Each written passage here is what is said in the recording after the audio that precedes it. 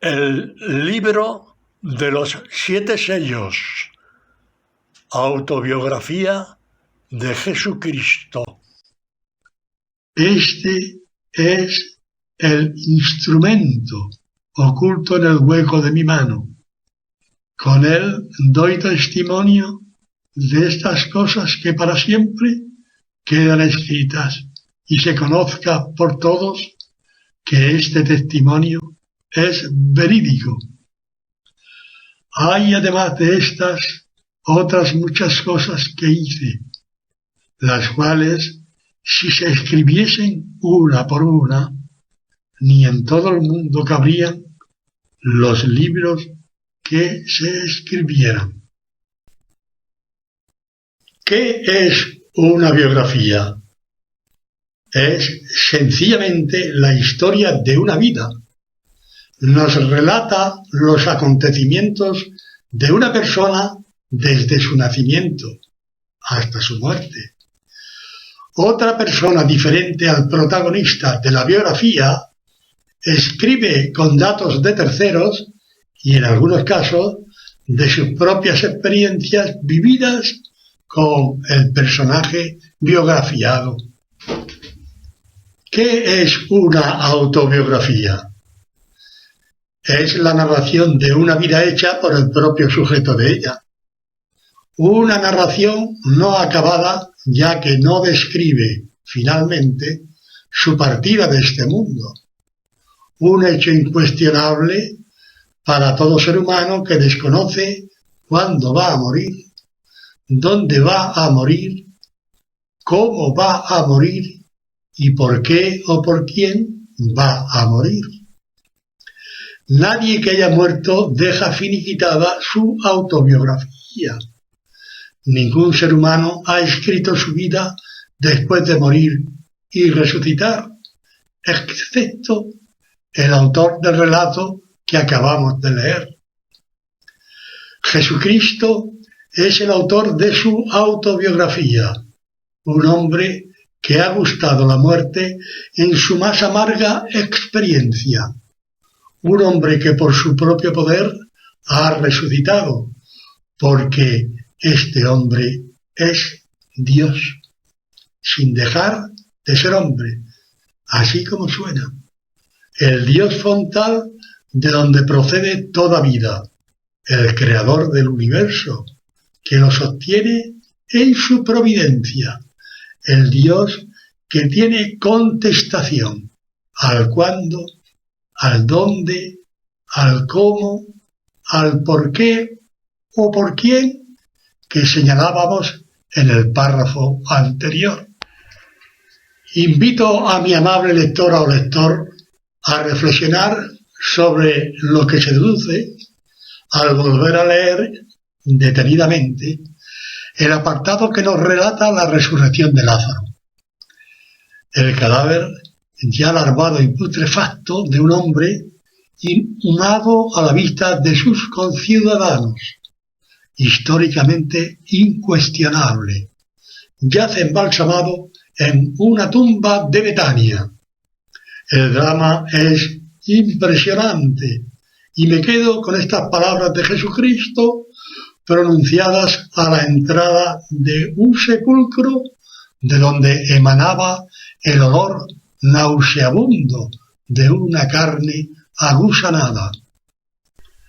Lázaro, ven afuera. El difunto, al imperio de estas palabras, salió afuera de manera sobrenatural.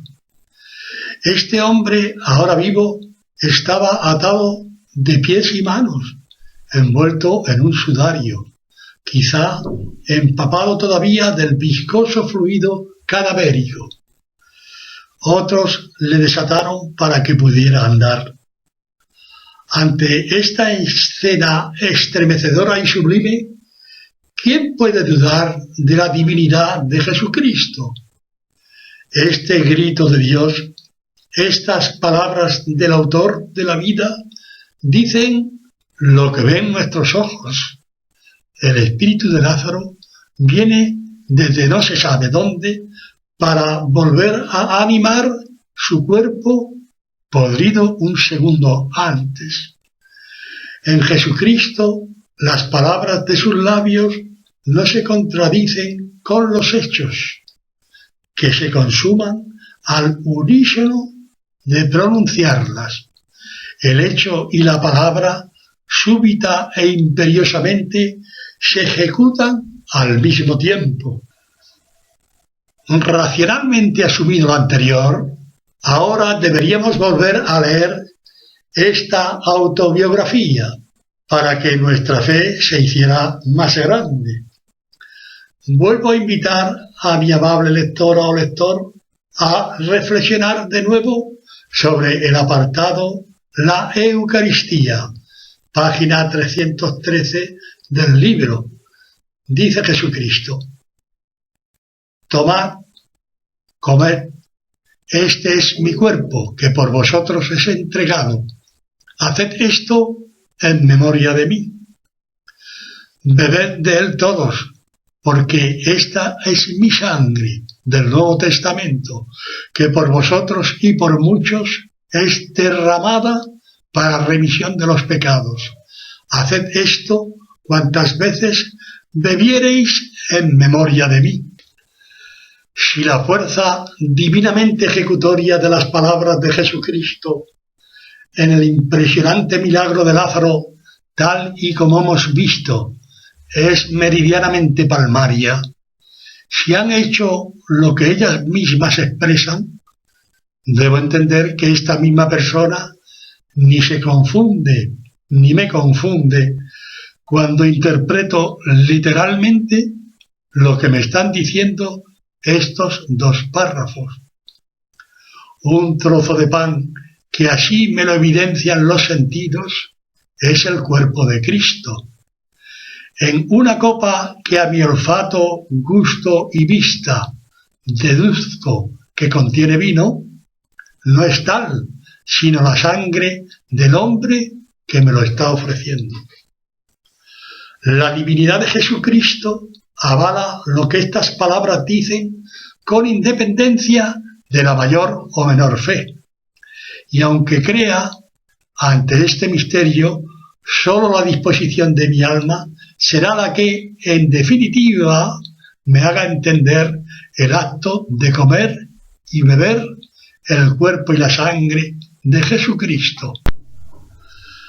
Antes del tiempo, Dios determinó hacerse hombre en el tiempo.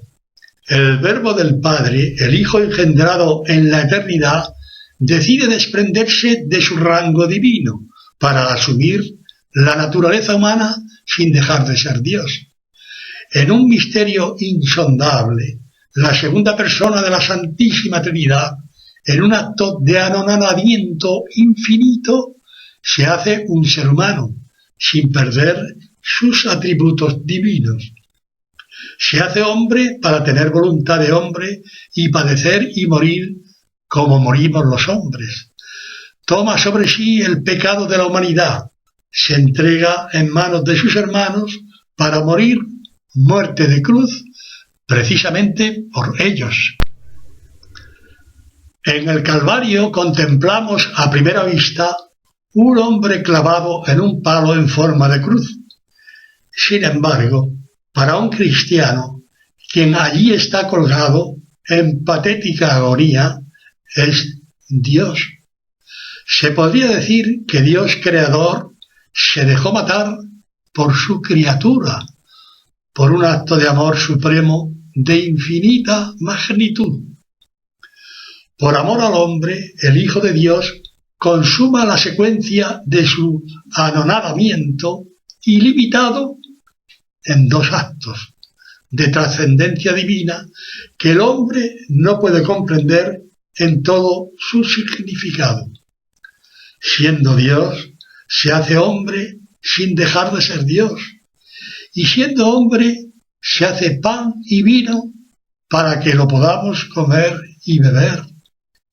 El Dios en el que nos movemos y existimos consuma un abajamiento sin medida para pasar de su inicial estado divino a este estado material que hace posible que pueda entrar por nuestra boca hasta el tuétano de las entrañas, bajo las especies de pan y vino, sin dejar de ser Dios.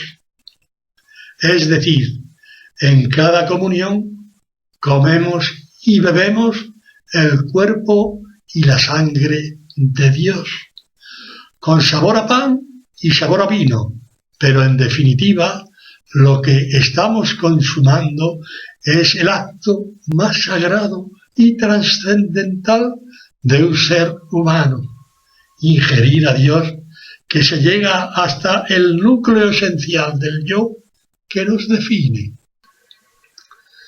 Si te acercas a comulgar asumiendo lo que expresa el párrafo anterior, si haces tuya esta sagrada verdad que te hará entender el infinito y sublime amor de quien te está esperando, extrapolarás a tu persona el anonadamiento ilimitado de aquel a quien adoran los ángeles, y susurrarás en tu espíritu estas palabras: Señor, vienes a mí como quien eres, y yo te recibo como quien soy.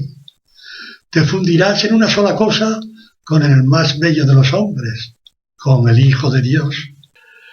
El Señor pudo presentarse en la historia del hombre ya adulto, pero quiso pasar por todas las etapas necesarias para consumar una vida humana.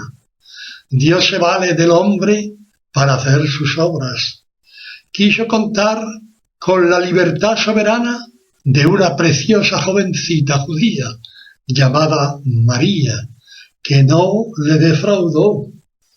Aceptó ser la madre de Dios y en sus purísimas entrañas, sin concurso de varón, el Espíritu Santo consumó su obra más genuina, la encarnación del Hijo de Dios, y desde ese instante, Hijo de María.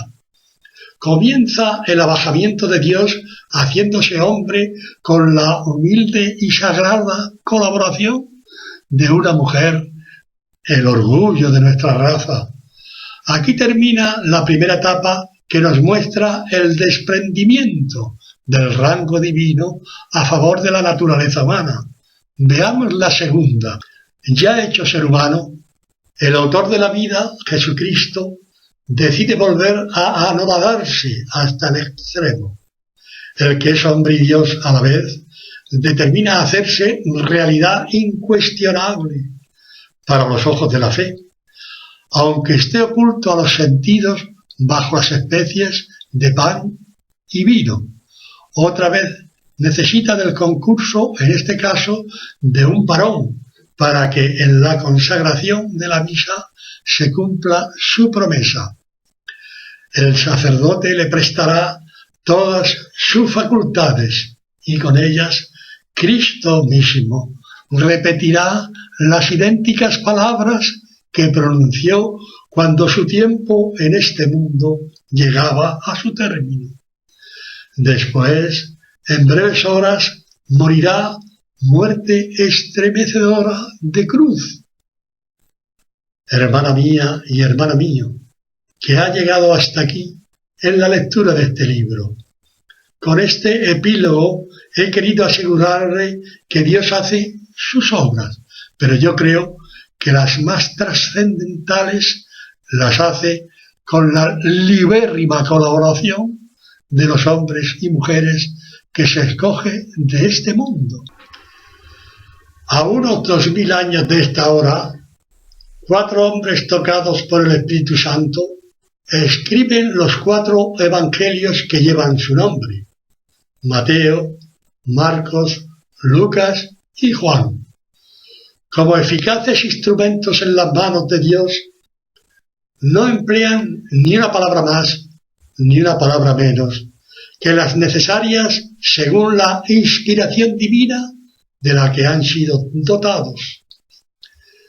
Si asumo los razonamientos anteriores en los que se me muestra que para Dios todo es posible, con mucha fatiga y considerándome el más indigno de los hombres, debo asegurarle que esta autobiografía de Jesucristo solo se puede entender como tal si se está seguro que el protagonista ha sido realmente quien la ha escrito.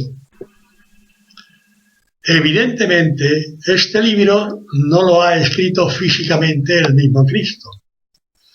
Tampoco la consagración la hace visiblemente el mismo Cristo, sino que cuenta con el hombre que le prestará sus atributos. La autobiografía de Jesucristo es consecuencia de una concordancia evangélica relatada finalmente en estilo autobiográfico.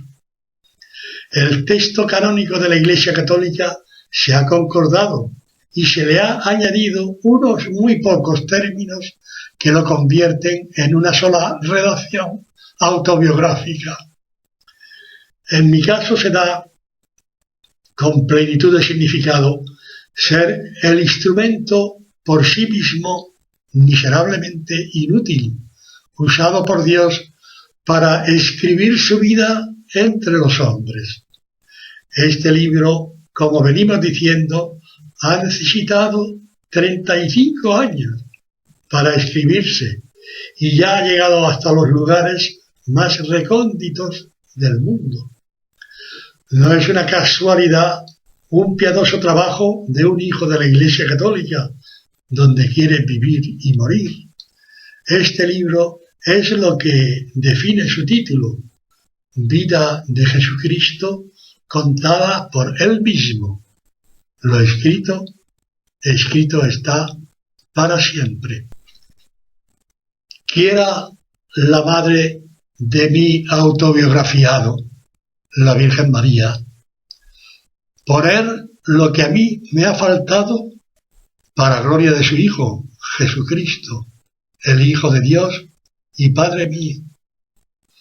A los pies de este eterno y misericordioso Padre quedan para siempre el libro y el instrumento que lo adora en amor para gloria suya, que es la única gloria mía. Madre mía, pon tú lo que a mí me haya faltado.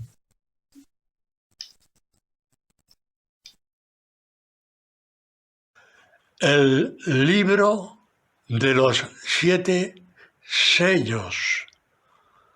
Resultado final. Menos de 77 preguntas acertadas, insuficiente. Entre 77 y 115 preguntas acertadas, suficiente. Entre 116 y 149 preguntas acertadas, notable. Entre 150 y 167 preguntas acertadas, sobresaliente. Entre 168 y 177 preguntas acertadas, matrícula de honor.